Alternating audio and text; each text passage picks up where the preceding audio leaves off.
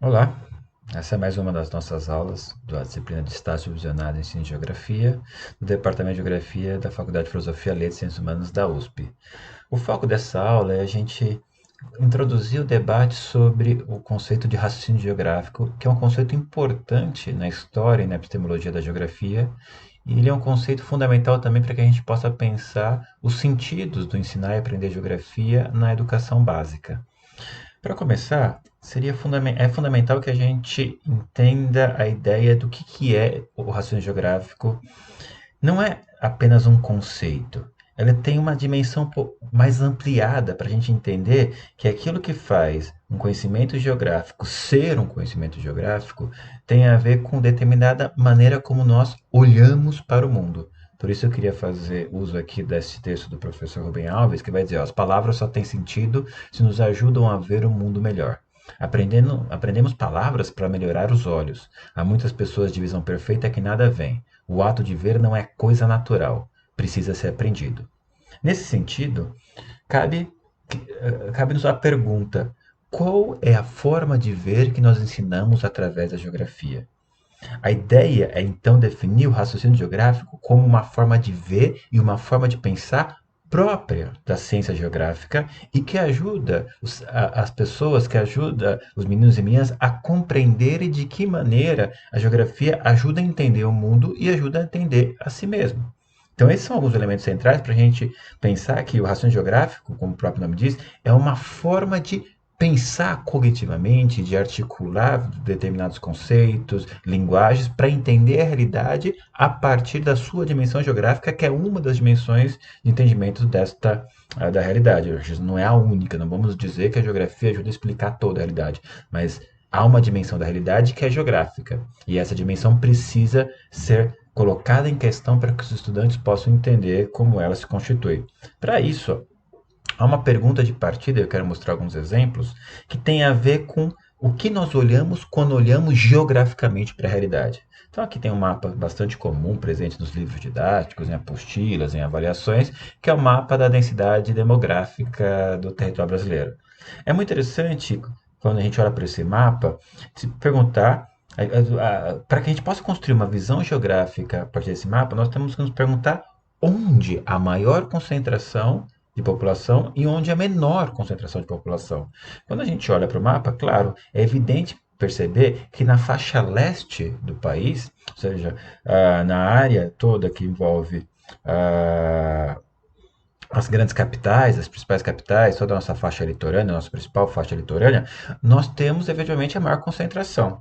Desta pergunta, dessa identificação do onde, vai decorrer uma série de outras perguntas que vão complexificando a leitura dessa realidade. O onde por si só não basta, mas o onde é o ponto de partida para eu entender por que aqui e não em outro lugar. Porque os fenômenos geográficos se concentram, nesse caso, o fenômeno da densidade demográfica se concentra nesse ponto do território e não em outro, e quais são os processos sociais naturais e a imbricação e a relação entre eles que produz esse fenômeno. Percebe que o onde, portanto, não é uma pergunta ingênua, mas é uma pergunta que leva à construção cada vez mais complexa de raciocínios, que são, portanto, geográficos. A mesma coisa nós podemos pensar quando a gente olha para esse mapa que foi publicado pelo Le Monde Diplomatique na França e que mostra a distribuição das bases militares dos Estados Unidos e da Inglaterra pelo mundo. E aí nós podemos fazer a pergunta: onde a maior concentração de bases militares dos Estados Unidos? E é muito interessante que a gente pode identificar que essa concentração mais evidente das bases está na região do Oriente Médio. E aí, de novo, por que este onde? O que explica essa localização? Quais são os fenômenos históricos, geopolíticos, econômicos que explicam essa localização? Percebe? Novamente, nós partimos do onde, e esse onde nos leva a raciocínios cada vez mais complexos para entendimento do fenômeno. Isso vale tanto para a gente olhar para fenômenos que possam ser ditos fenômenos mais sociais, quanto para a gente possa olhar, por exemplo, para fenômenos que são de natureza, que são, na verdade, naturais. Por exemplo, aqui nós temos as principais zonas sísmicas do mundo, e aí nós podemos perguntar por que em determinadas áreas se formam zonas sísmicas, ou seja, com maior intensidade de vulcanismos e maior intensidade de terremotos, e outras áreas não formam. E aí é interessante a gente pensar, por exemplo, nessa área que envolve a placa sul-americana e a placa de Nazca, e nos perguntarmos o que este processo tem a ver com a movimentação das placas. Ou seja, o que isso tem a ver com a tectônica de placas. Percebam que quando me pergunto o onde, eu vou ter que entender uma série de processos complexos para explicar essa localização. Ou seja, de certa medida, o raciocínio geográfico é este processo de produção de argumentos sobre a realidade, interpretação sobre a realidade, que, focando no onde, vai tentar construir explicações para essas localizações. Então, nesse sentido, é que a gente pode chamar o raciocínio geográfico de não apenas um conceito, mas um princípio do fazer geográfico. E que está desde o início da constituição deste conhecimento, tanto como ciência nas universidades, quanto disciplina nas escolas. É, e aí, esse princípio tem a ver com a capacidade que a gente tem de compreender a localização, a distribuição desses fenômenos e compreender desde a sua perspectiva espacial. É, portanto, nessa perspectiva que, por exemplo, o professor Delgado de Carvalho vai dizer que essa explicação concisa, talvez mais que me parece aceitável, é que para um fenômeno merecer o quantitativo de geográfico, é necessário que o fator posição ou situação venha diferenciar. O professor Delgado está dizendo: nenhum fenômeno a priori é geográfico. O que o torna geográfico é a maneira como nós olhamos para esse fenômeno. Isso tem a ver com o fato da gente chamar atenção para a pergunta por que aqui e não ali. O onde importa e explicar a complexidade dessa localização é, portanto, um dos elementos que define o raciocínio geográfico como um dos princípios da geografia. Né? Vamos pensar essa imagem. É muito interessante que essa é uma imagem do Peter Bruegel, do século XVI, e que nessa imagem nós conseguimos ver uma série de elementos, né, as crianças brincando. Esse quadro chama-se Jogos de Crianças, e é possível perceber esta paisagem, e dessa paisagem nós podemos construir interpretações cada vez mais complexas da relação da natureza. Nós conseguimos identificar, por exemplo, qual é a época do ano, se a gente olhar, por exemplo, no fundo, como as árvores estão perdendo as folhas. Nós conseguimos imaginar também qual é a época do ano, por que será, se tratando do contexto europeu, se fosse, por exemplo, no extremo do inverno, será que nós teríamos tantas crianças assim na rua? Nós conseguimos imaginar qual é o momento histórico desta pintura, olhando para essa imagem ao fundo que remete a um castelo da transição da Idade Média para a Idade Moderna. Nós conseguimos olhar para os comerciantes dos primeiros burgos que vão se formando. Percebo, portanto, que nós estamos constituindo um olhar geográfico sobre essa paisagem, que a priori não é geográfica, mas a interpretação que nós construímos dela nos possibilita produzir raciocínios geográficos a partir dela. Outra imagem, agora, claro, muito mais contemporânea, bastante famosa, é que essa imagem que mostra a relação entre, de um lado, Paraisópolis, a favela de Paraisópolis, uma das maiores favelas do Brasil, e do outro lado, o bairro do Morumbi, de alto padrão. É muito interessante que, novamente, nós olhamos para essa imagem e podemos geograficizá-la. Nós podemos entender que sociedade produz esse nível tão elevado de desigualdade, qual o sentido desse muro, qual é, por exemplo, quais são os sujeitos que vivem em um lado do muro e quais são os sujeitos que vivem em outro lado do muro. E aí nós podemos densificar o argumento, nós podemos trazer debates que revelam as condições de classe, as condições de gênero, a condição de raça, e entender que todas essas condições são geograficizáveis, ou seja, elas são condições que estão espacialmente distribuídas. E isso vai mostrando que toda vez que nós vamos construindo raciocínios geográficos cada vez mais complexos, nós vamos entendendo essa relação que se dá entre sociedade e natureza em todas as suas contradições, em todas as suas desigualdades. Nesse sentido, o que o raciocínio geográfico nos possibilita e possibilita aos meninos e meninas na escola, nos possibilita no ensino de geografia? Um duplo movimento, que é o movimento da condição à consciência espacial. Todos nós existimos espacialmente. Ou seja, o espaço ele é um a priori no sentido de que ninguém pode existir espacialmente. Nós nos fazemos fazendo o espaço.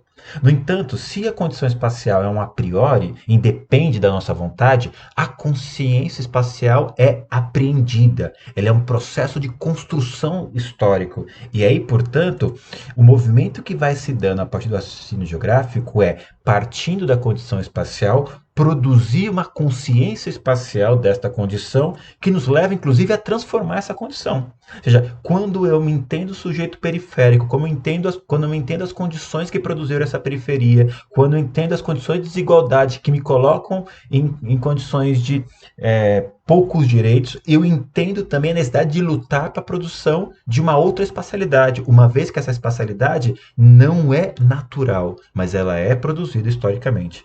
Nesse sentido, o raciocínio geográfico ele é fundamental para que os sujeitos tomem consciência da sua espacialidade, se posicionem politicamente frente a ela e coletivamente possam propor outras lógicas espaciais que não a lógica da desigualdade, que não a lógica da violência, que não a lógica da expropriação.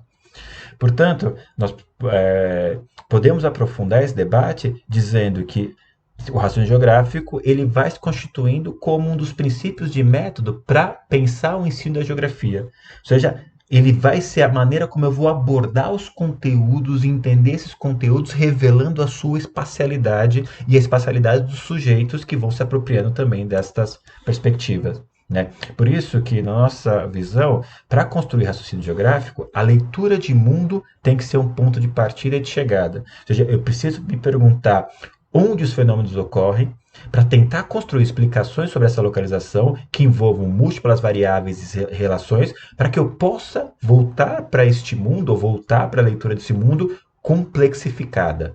Ou seja, eu tenho elementos que me permitem olhar o mundo para além da lógica das aparências. Por isso eu parto do visível e vou construindo as relações invisíveis que não estão ali postas, mas que a partir das perguntas que eu vou fazer na realidade sobre que relações sociais estão ali, como elas se espacializam, que sociedade produziu essa paisagem, que sociedade produziu essa lógica de organização espacial, eu vou compreendendo as múltiplas causas e relações que produziram aquela localização, que produziram aquela realidade espacial.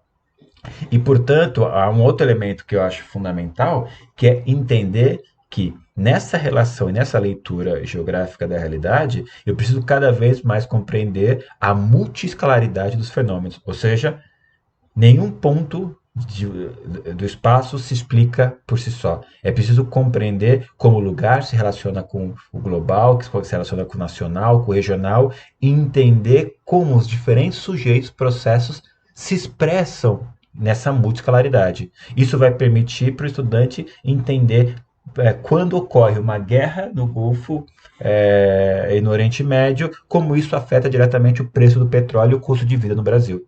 Ou seja, como processos de múltiplas escalas têm um efeito sobre a escala local. Ou, por exemplo, como o desmatamento da Amazônia, ou como, por exemplo, as queimadas da Amazônia provocam nuvens de fuligem em São Paulo. Esses movimentos são fundamentais para a gente produzir raciocínios geográficos cada vez mais complexos.